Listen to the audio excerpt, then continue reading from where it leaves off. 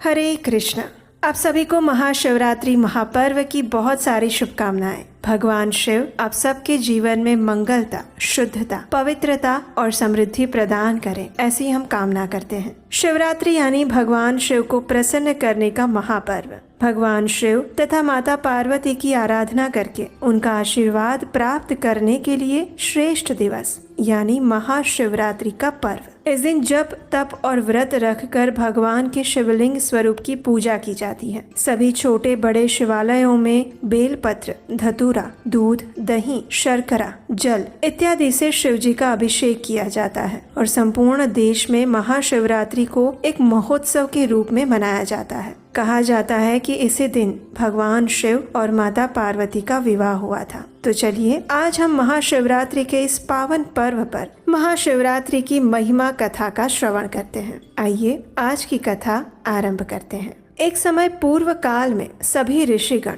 नैमिषारण्य में धार्मिक कार्य हेतु एकत्रित हुए और तब सभी ने कहा, हे महाभाग, हाटकेश्वर क्षेत्र में उन शुभ लिंगों का विस्तार से वर्णन करें जिनके दर्शन से सभी लिंगों के दर्शन का पुण्य फल प्राप्त हो जाता है। ये सुनकर सूत गोस्वामी ने कहा, हे ऋषिगण, वहाँ मंकणकेश्वर नामक सुंदर शिवलिंग है। वहाँ शुद्धेश्वर, गौतमेश्वर और चतुर्थ कपालेश्वर भी हैं। इसमें कोई संदेह नहीं है कि इन 4 शिवलिंगों में शिव विग्रहों के दर्शन का फल प्राप्त हो जाता है। जब शिवरात्रि आती है तो जो मनुष्य मंकणकेश्वर के समक्ष व्रत और रात्रि जागरण करता है उसे उत्तम शिवलिंगों के दर्शन का फल प्राप्त होता है। ये सुनकर सभी ऋषियों ने पूछा, हे महाभाग, शिवरात्रि कब आती है? इसका विधान और महत्व क्या है? कृपया ये हमें विस्तार से बताएं। तो इसके उत्तर में श्रील सूत गोस्वामी ने कहा, हे ऋषिगण, माघ मास के कृष्ण पक्ष में चतुर्दशी तिथि आती है। उसी की रात्रि शिवरात्रि कहलाती है। उस समय सर्वव्यापक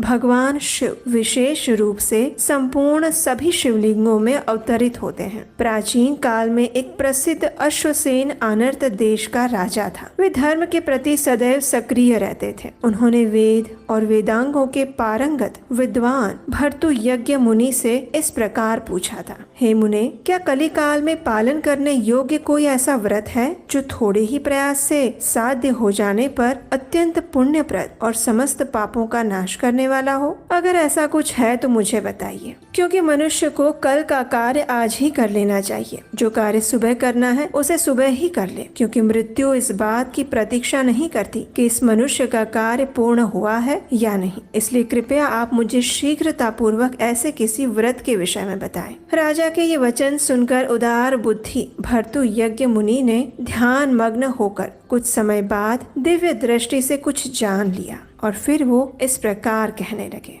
हे राजन, एक पवित्र व्रत है जिसे शिवरात्रि के नाम से जाना जाता है। जो भी मनोकामना के साथ व्यक्ति इस व्रत को करता है उसे अवश्य ही इस मनोकामना की प्राप्ति होती है। जो इसे निष्ठा पूर्वक करता है उसे मोक्ष की प्राप्ति होती है और संपूर्ण वर्ष में किए गए सभी पापों से भी मुक्ति मिलती है। शिवरात्रि की रात्रि में भगवान शिव इस संसार के सभी चल और अचल शिवलिंगों में स्थानांतरित हो जाते हैं और इसीलिए इस रात्रि को शिवरात्रि कहा जाता है।